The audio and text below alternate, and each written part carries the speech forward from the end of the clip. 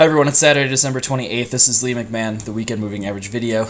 Going to run through a little bit of the same. I did a weekly wrap-up video on Friday, so make sure you watch that. I'll cover a little bit of a different style of things here today, so watch the videos together in any order that you may desire. Please take a moment to read over the risk disclaimer, which should now be on your screen, and then we'll go to the charts. Okay. So here we have Dow futures, the Dow minis. You can see here, this is the daily chart. We pushed up and ended in kind of an ominous looking candle here on Friday. We made a new high, 16,466 is now the year to date and record high. But we ended in this doji-like candle here, which is a little bit concerning. All right, you can see that we entered into overbought territory in the RSI. We are showing a little bit of divergence here as well, so sort of just a warning sign here for Dow. Generally, of course, it looks very bullish. You can see since this breakout, we've just continued to march higher. In fact, we haven't had a red daily close for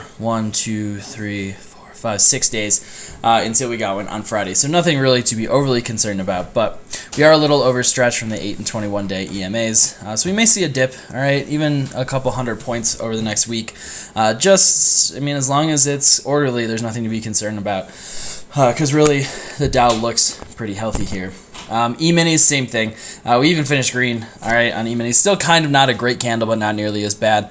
That was our 5th straight green candle and 7 of the last 8 or so here on E-minis. Major support, all right, if we do start to see a correction, which is by no means certain, about 1820 would be the first level of support to keep an eye on. We have the 8-day EMA, and we have trendline retest there as well. All right, so we made a new high at 1840, so about 20 points lower, we may start to see some buyers if, and that's a big if, we ever see a little bit of a dip.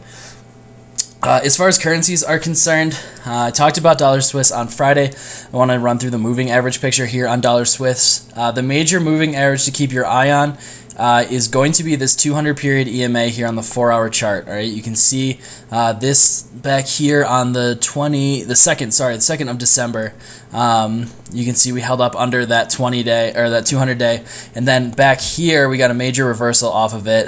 This was back on the 20th. All right, so you can see this kind of rejection candle that we got. There is a case for some longs. The trend line comes in above 895. Things look good, but then we have the moving average not that far above 8990 or so. So it'd be very cautious about being aggressively long dollar Swiss ahead of this break. But if we do see a break and close above that 200 moving average, it would really add some conviction to this move to the upside. Similar situation here on Euro. Obviously, as these pairs are highly correlated, you can see right here, okay, this is the 200-day test, and then back here it was another one. So in this case, it'd be below 136.50 would be a confidence builder for Euro shorts. In terms of the pound, we don't get any really significant moving average support until we dip down to about 163.80. That's the 50 and 100 period EMAs here on the 4-hour charts. Also a pretty decent trendline retest, so that would be a nice buying opportunity. Below there, though, at about 162.80 is the 200 period EMA, and it's not that far away from some decent trendline support as well. So that would be the next buying level for pound dollar if we are to see this pound rally continue. As far as dollar yen, most of the yen pairs go is a little bit stretched. 104.05, first major moving average support on dollar yen. You can see this is right now the way that these moving averages are aligned is a strong bullish trend. 50, 100, 200 pointing at about the 1 o'clock to 2 o'clock angle. So looks pretty good to continue to push higher.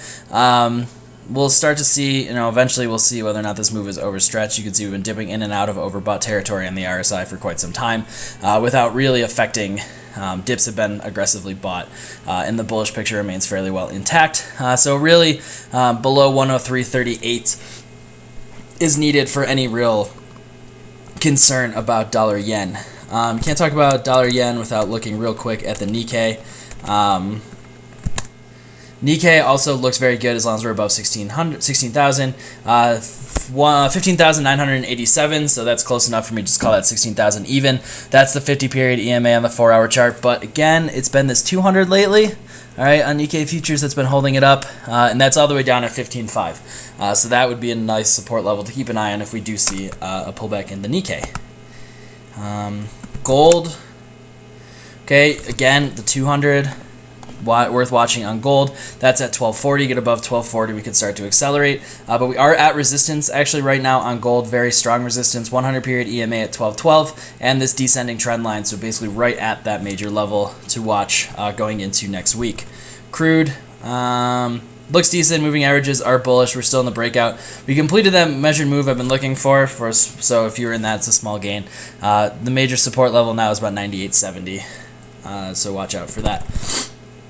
Last but not least, the Nordics 200 period EMA on dollar SEK coming in at right about 6.5456. So that is actually a major resistance area. If we do manage to get above that level, this trend line break above 6.6 would actually be a very nice setup long for the dollar Swedish krona. So that's something to keep an eye on as well. All right, so again, holiday week next week, New Year Wednesday, so markets are closed. Most people will take off Tuesday as well, and then maybe not come back for Thursday.